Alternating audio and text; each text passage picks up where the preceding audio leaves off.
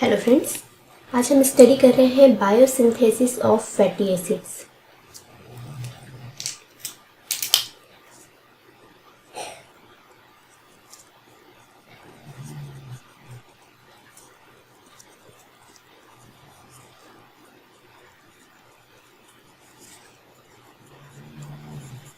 Biosynthesis of fatty acids body के अंदर जो फैट्स हैं उनकी सिंथेसिस भी होते रहती है और उनका यूटिलाइजेशन भी चलता रहता है। तो ये जो सिंथेसिस का प्रोसेस है इसमें कुछ दूसरे मॉलिक्यूल्स से भी फैट का फॉर्मेशन होता है। यहाँ पर केवल ट्राइग्लिसराइड के ब्रेकडाउन से ही फैटी एसिड का फॉर्मेशन नहीं हो रहा है, बल्कि कुछ न्यू कंपाउंड जो है, नए तरह के जो प्रिकर्सर्स हैं उनसे सिंथेसिस किया जा रहा है फैटी एसिड का। तो इसे ही हम कहेंगे biosynthesis of fatty acids. Biosynthesis of fatty acid को डी नोवो के नाम से भी जाना जाता है, de novo synthesis of fatty acid.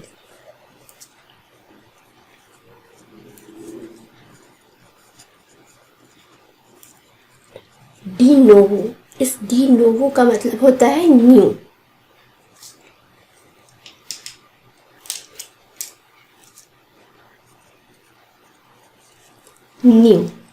नया मॉलिक्यूल, फैटी एसिड के नए मॉलिक्यूल की सिंथेसिस ही कहलाती है डी नोवो सिंथेसिस। बहुत एग्जाम में इस तरह के क्वेश्चन आते हैं कि what is de novo synthesis for fatty acid, या फिर क्या है बायोसिंथेसिस ऑफ फैटी एसिड। तो डी नोवो सिंथेसिस के नाम से भी इसे जाना जाता है। इसके लिए जो साइट है, site for the synthesis of bio fatty acids, generally इसके लिए जो साइट है वो है लीवर, किडनी, एडिपोज टिश्यूज,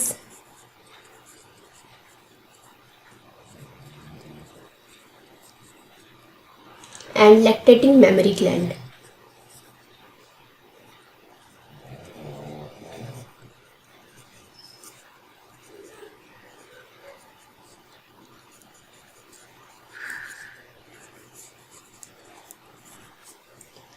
तो ये ऑर्गन्स हैं जहाँ पर डी नोवो सिंथेसिस हो रहा है या फिर फैटी एसिड की सिंथेसिस हो रही है। मेनली लीवर है, इसके अलावा kidney, adipose tissue and lactating memory gland, इन जगहों पर फैटी एसिड की सिंथेसिस लगातार चलती रहती है। इनके लिए जो एंजाइम का लोकेशन है,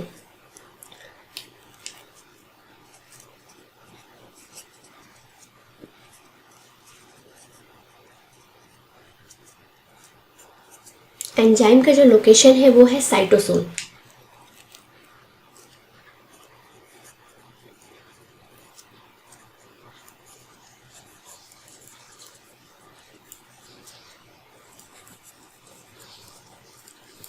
सेल के साइटोसोल में ये रिएक्शन कंप्लीट होता है, क्योंकि जितने भी एंजाइम्स रिक्वायर्ड हैं for the synthesis of fatty acids ये स्टोर होते हैं या ये प्रेजेंट होते हैं सेल के साइटोसोल में। इसीलिए सेल के साइटोसोल में ये रिएक्शंस कंप्लीट हो रहे हैं।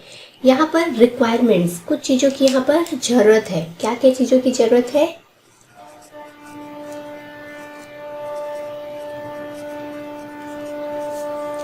तो इसमें सबसे ज़रूरी है एनर्जी सोर्स और कार्बन का सोर्स। कार्बन कहाँ से आ रहा है? जो फैटी एसिड की सिंथेसिस हो रही है इसमें कार्बन के मॉलिक्यूल कहाँ से आ रहे हैं?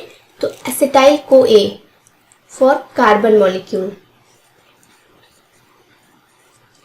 सोर्स ऑफ कार्बन क्या है? Acetyl co A. और एनर्जी के लिए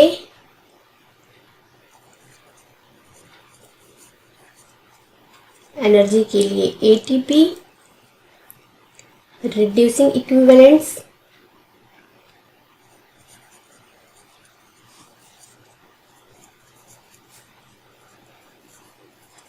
रिड्यूसिंग इक्विवेलेंट्स है NADPH। तो ये सिंथेसिस के लिए रिक्वायरमेंट हो गए। Source of carbon acetyl co ए है, एनर्जी के लिए ATP यूज़ किया जा रहा है और रिड्यूसिंग इक्विवेलेंट्स के लिए NADPH है। यहाँ पर इसी वजह से ये जो सिंथेसिस है फैटी एसिड का वो 3 फेजेस में कंप्लीट होती है। इसके 3 स्टेजेस है।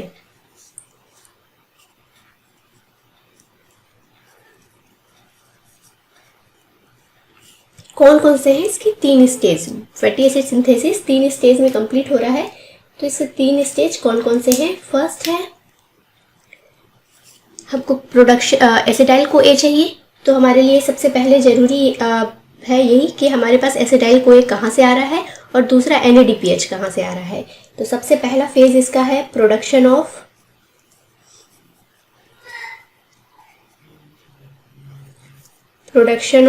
Acetyl co A and NADPH। Second है कन्वर्जन ऑफ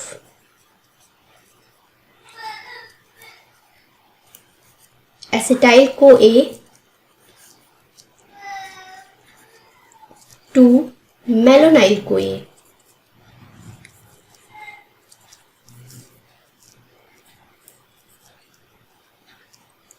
और थर्ड है रिएक्शंस ऑफ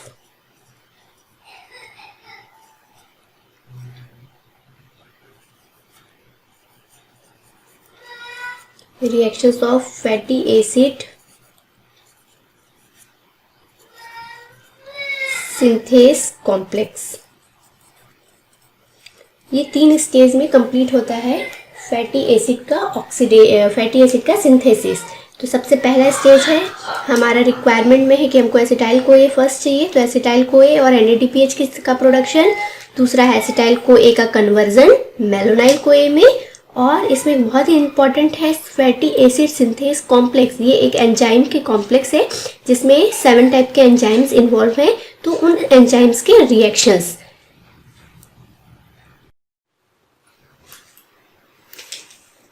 तो स्टार्ट करते हैं सबसे पहले एक स्टेप से, production of acetyl co A and NADPH, जो स्टेज फर्स्ट है।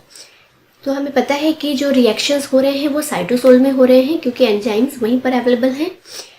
तो यहाँ पर सबसे पहले स्टार्ट हो रहा है ये रिएक्शन माइटोकॉन्ड्रियल मैट्रिक्स से, क्योंकि हमको एसिटाइल को ए चाहिए। और एसिटाइल को ए जो है पाइरुवेट या फिर फैटी एसिड या एमिनो एसिड से एसिटाइल को ए का फॉर्मेशन हो रहा है माइटोकॉन्ड्रिया के मैट्रिक्स में। ये एसिटाइल को ए माइटोकॉन्ड्रियल मैट्रिक्स में फॉर्म तो हो रहा है, लेकिन माइटोकॉन्ड्रियल मेम्ब्रेन को क्रॉस करके ये बाहर नहीं जा सकता है। तो इसलिए एसिटाइल को ए ऑक्सेलो एसीटेट के साथ कंबाइन होता है और साइट्रेट का फॉर्मेशन करता है। ये जो साइट्रेट का मॉलिक्यूल है ये माइटोकॉन्ड्रियल मेम्ब्रेन को क्रॉस करके और सेल के साइटोसोल में आ जाता है। तो साइट्रेट एसिटाइल को ए और ऑक्सेलो एसीटेट के कॉम्बिनेशन से बना है साइट्रेट। यही साइट्रेट मूव कर रहा है माइटोकॉन्ड्रियल मैट्रिक्स से साइटोसोल में। ये साइट्रेट अब जब साइटोसोल में आ जाता है उसके बाद फिर साइट्रेट लाइज एंजाइम के प्रेजेंस में, ये लाइज एंजाइम है मतलब इसकी लाइसिस कर रहा है। तो साइट्रेट की लाइसिस हो रही है जिससे कि एसिटाइल को ए का मॉलिक्यूल अलग हो जा रहा है और ऑक्सेलो एसीटेट का मॉलिक्यूल अलग हो जा रहा है। तो साइट्रेट लाइज एंजाइम यहाँ पर प्रेजेंट है जो साइट्रेट की लाइसिस कर रहा है, जिससे एसिटाइल को ए अलग हो गया, ऑक्सेलो एसीटेट अलग हो गया। इस तरीके से हमको एसिटाइल को ए साइटोसोल में मिल जाता है for the fatty acid synthesis. तो सबसे पहला जो इस रिएक्शन का डिमांड था वो एसिटाइल को ए का प्रोडक्शन था। तो हमको पाइरुवेट एमिनो एसिड या फिर फैटी एसिड से ही एसिटाइल को ए हमको मिल रहा है, लेकिन माइटोकॉन्ड्रिया के अंदर ये साइट्रेट की फॉर्म में माइटोकॉन्ड्रियल मेम्ब्रेन को क्रॉस करके साइटोसोल में आ रहा है और यहाँ पर साइट्रेट लाइज एंजाइम्स के प्रेजेंस में ब्रेक हो रहा है। एसिटाइल को ए का मॉलिक्यूल अलग हो रहा है और ऑक्सेलो एसीटेट का मॉलिक्यूल अलग हो रहा है। ये ऑक्सेलो एसीटेट मैलेट डिहाइड्रोजिनेज एंजाइम्स के प्रेजेंस में मैलेट में कन्वर्ट होता है। यहाँ पर NADH से ये NAD+ का फॉर्मेशन हो रहा है, मतलब यहाँ पर यूज़ हो रहा है इसका और मैलेट का फॉर्मेशन हो रहा है। ये मैलेट पाइरुवेट में कन्वर्ट होता है in the presence of malic enzyme. यहाँ पर एक मॉलिक्यूल कार्बन डाइऑक्साइड का बाहर निकल रहा है और NADPH की सिंथेसिस हो रही है। ये HMP संट में भी NADPH की सिंथेसिस होती है। इसे हमने अपने पहले की क्लासेस में कार्बोहाइड्रेट के मेटाबॉलिज्म क्लासेस में देखा है कि HMP संट से NADPH का प्रोडक्शन कैसे होता है। तो जो हमारा पहला था production of acetyl CoA and NADPH, ये प्रोसेस यहाँ पर कंप्लीट हुआ। एसिटाइल कोए भी मिल गया और ऑक्सेलो एसीटेट मैलेट में कन्वर्ट हुआ, मैलेट पाइरुवेट में कन्वर्ट हुआ। तो यहाँ पर NADP से NADPH का फॉर्मेशन हुआ। HMP सन से भी NADPH हमको मिल रहा है। सेकेंड है फॉर्मेशन ऑफ मेलोनाइल CoA। अब जो एसिटाइल CoA है, ये एसिटाइल CoA कार्बोक्सिलेज एंजाइम्स के प्रेजेंस में मेलोनाइल CoA में कन्वर्ट होता है। एसिटाइल CoA मेलोनाइल CoA में कन्वर्ट हो रहा है। यहाँ पर कार्बोक्सिलेज एंजाइम काम कर रहा है, तो एसिटाइल CoA कार्बोक्सिलेज एंजाइम के प्रेजेंस में एसिटाइल CoA कन्वर्ट हुआ मेलोनाइल CoA में। यहाँ पर बायोटीन का बहुत ही इंपॉर्टेंट रोल है। बायोटीन यहाँ पर कोफैक्टर की तरह है और ये इस रिएक्शन को कैटालाइज कर रहा है। इसके साथ एक सबस्ट्रेट की तरह है। इसके बाद फिर यहाँ पर ATP का मॉलिक्यूल यूज हो रहा है, एक मॉलिक्यूल ATP का यूज हो रहा है और ADP और एक मॉलिक्यूल इनऑर्गेनिक फॉस्फेट रिलीज हो रहा है। कार्बन डाइऑक्साइड यहाँ पर यूज हो रहा है क्योंकि कार्बोक्सिलेज एंजाइम है, तो यहाँ पर ये CO2 का मॉलिक्यूल यूज हो रहा है। आगे देखते हैं इसे। थर्ड है reaction of fatty acid complex. Fatty acid synthase complex, fatty acid complex में fatty acid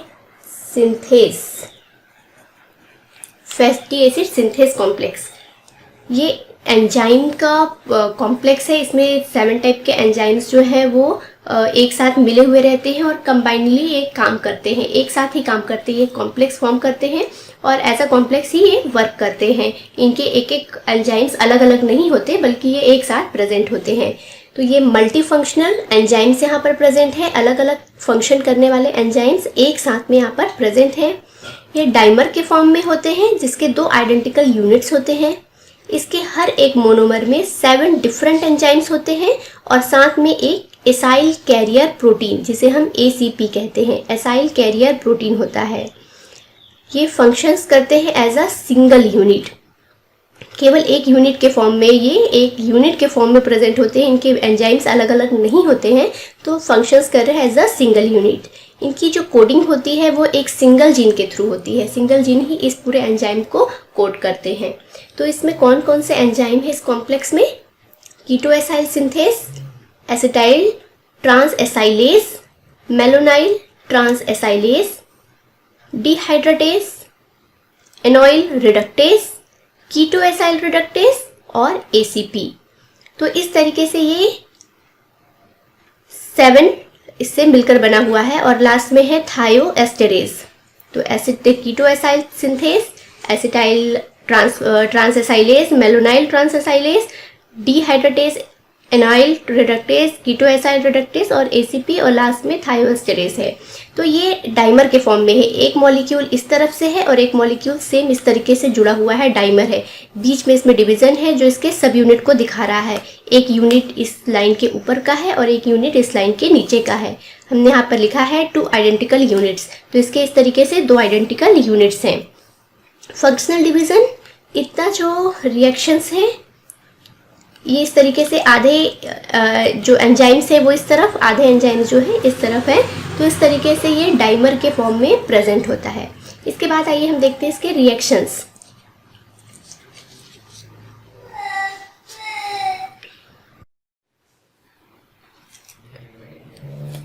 fatty acid synthase complex और जो एसिटाइल CoA फॉर्म हुआ है, ये एसिटाइल CoA और फैटी एसिड सिंथेस कॉम्प्लेक्स यहाँ पर रिएक्ट करते हैं।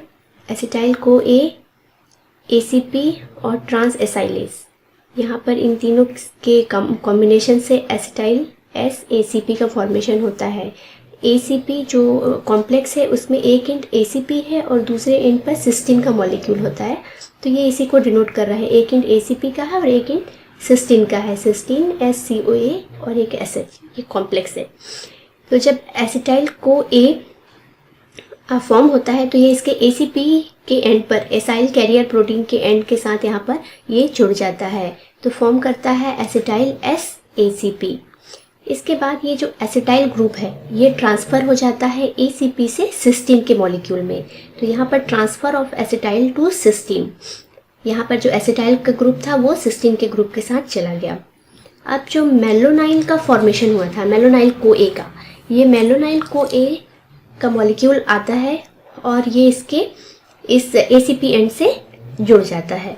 तो मेलोनाइल ACP का एंड यहाँ पर खाली है, तो ये मूव हो चुका है यहाँ से सिस्टीन पे, इसलिए ये स्पेस ब्लैंक है। तो जो मेलोनाइल कोए का मॉलिक्यूल जो है वो यहाँ पर मेलोनाइल कोए ACP ट्रांस एसाइलेज एंजाइम्स के प्रेजेंस में आता है और यहाँ पर ACP एंड से ये जुड़ जाता है और एक मॉलिक्यूल CoASH का बाहर आ जाता है। तो फॉर्मेशन होता है एसाइल मेलोनाइल एंजाइम का। Acyl malonyl enzyme beta keto acyl ACP synthase enzymes के प्रेजेंस में ये कन्वर्ट होता है बीटा कीटो एसाइल ACP में। यहाँ पर मेलोनाइल एंजाइम था, अब यहाँ पर क्या हो रहा है, कीटो एसाइल ग्रुप बन रहा है। यहाँ पर C+O CH3, यहाँ पर एक नया मॉलिक्यूल जुड़ गया है। तो इस तरीके से यहाँ पर बीटा कीटो एसाइल का फॉर्मेशन हो रहा है जो इसके ACP एंड से जुड़ा हुआ है। अगला एंजाइम है beta keto acyl ACP reductase. अभी यहाँ पर सिंथेस था, कीटो एसाइल सिंथेस था, सिंथेसिस हो रही थी कीटो एसाइल की। अब यहाँ पर रिडक्टेज है, रिडक्शन रिएक्शन होगा, तो beta keto acyl ACP reductase. जब ये रिडक्टेज रिएक्शन होगा तब ये NADPH, क्योंकि यहाँ पर रिड्यूसिंग इक्विवेलेंट चाहिए, तो रिड्यूसिंग इक्विवेलेंट का रोल NADPH प्ले कर रहा है, तो यहाँ पर NADPH कन्वर्ट हो रहा है NADP+ में। तो beta keto acyl ACP reductase आगे चलकर बना रहा है बीटा हाइड्रोक्सी एसाइल ACP। ये जो C+O CH3 था, यहाँ पर एक हाइड्रोक्सिल ग्रुप आ गया, रिडक्टेज, रिडक्शन का रिएक्शन हुआ है, हाइड्रोजन आयन इसमें एंटर किया है, हाइड्रोजन का मॉलिक्यूल, तो जो डबल बॉन्ड O था वो हट गया है और OH यहाँ पे हाइड्रोक्सिल ग्रुप का फॉर्मेशन हुआ है। तो बीटा हाइड्रोक्सी एसाइल ACP का फॉर्मेशन हुआ।